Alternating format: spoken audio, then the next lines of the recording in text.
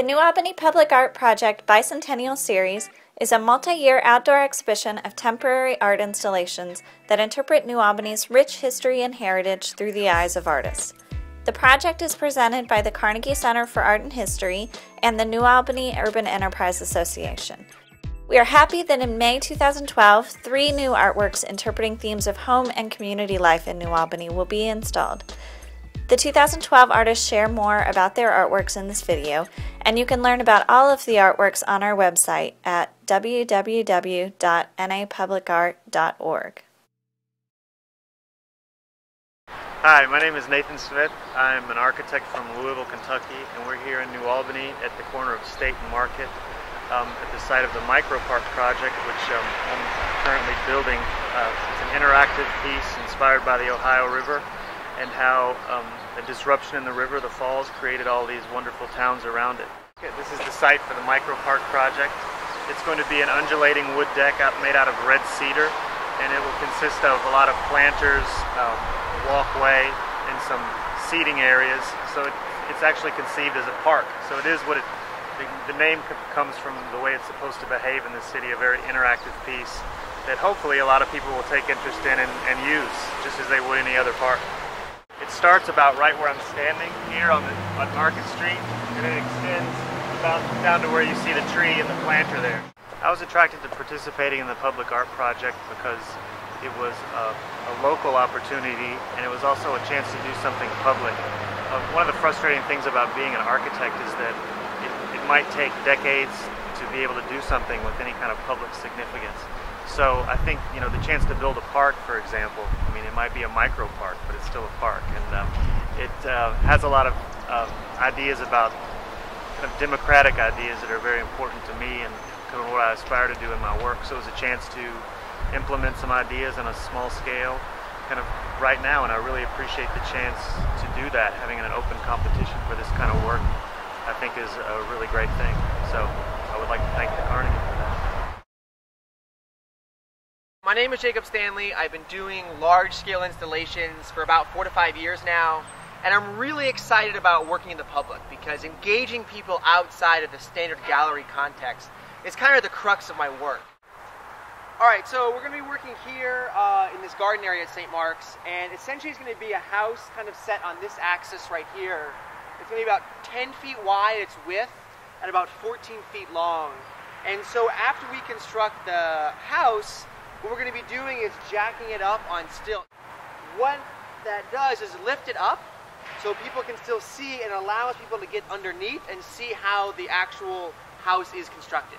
So one of the main ideas and kind of the framework that I'm working from in this project is whenever someone takes on the task and the challenge of renovating a house, during that process of rehabbing it, it almost looks like you're destroying it. You're taking off things, siding's gone down, a dumpster's in the front yard, and it looks like you're demolishing the house, when in actuality you're saving it.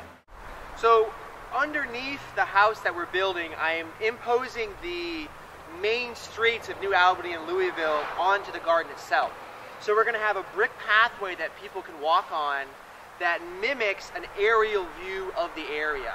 So we'll have 64 coming down this way, kind of branching. You have the new bridge here, the 65 coming around, and then at the top here, connecting some of the main streets of downtown, will be 265 kind of framing the top part of the installation.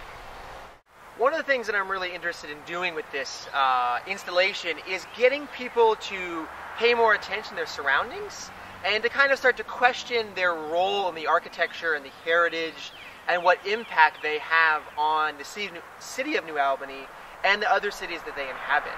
That we're not just passive observers. So by seeing something that is out of the ordinary but still references architecture and things that you're used to seeing, hopefully you can take that same curiosity and transfer that into seeing the city streets and the buildings that you're used to walking by, and you notice some new details about them. My name is Michael Wimmer.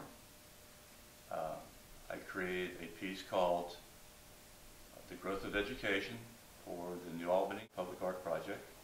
As you can see by the picture, it's a plant at the base with leaves. But out of the stem, I think there's 5 stems on there, are coming different symbols representing education. One being chemistry and science. And to give you an idea of some of the size of this, this represents bubbles coming out of a chemistry flask. Okay, we're on the site location for the growth of education. My sculpture is going in. This is the spot it's going in front of the city county building, which is also the location of Scribner High School that was here, which was the first African-American high school in the area. It's going to be quite a large piece. It's going to be 10 foot by 10 foot by approximately 14 feet. Now, when it comes to height, 14 doesn't sound like a lot of, size, but believe me, I've done sculpture before at 14 foot, and it's quite impressive when they're actually in. And then you add the movement of the letters and the silver balls and the reflection, and it's going to be an impressive piece. Right now we're in my studio. I'm one of the local artists here in New Albany. My studio is on Main Street. I recently moved from Chattanooga just a few months ago here. I discovered the Public Art Project, and one interesting aspect of it was so much on the history of the area, and not being from here, I had to brush up on the history of New Albany, education, just everything that had to do with New Albany, which took me a couple of weeks just to read all of that, but I feel like I've lived here all my life now.